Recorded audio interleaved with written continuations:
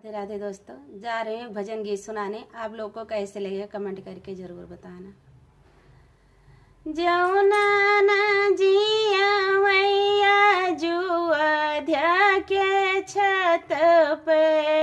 बरसई गुलाब हो, राम जी के रथ पे बरसई गुलाब हो, राम जी के रथ पे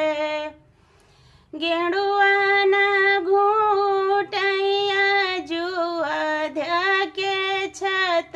पे बरसई गुलाब हो, राम जी के रथ पे बरसई गुलाब हो, राम जी के रथ पे लौंगा इलायची कई बीरवा लगायो रामा, बीरवा न कूचैया जुअध्या के छत पे बरसई गुलाब हो, राम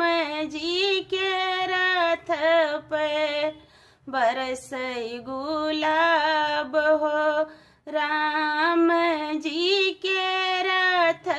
पे फूला हजारी कैसिया झल गायो रामा,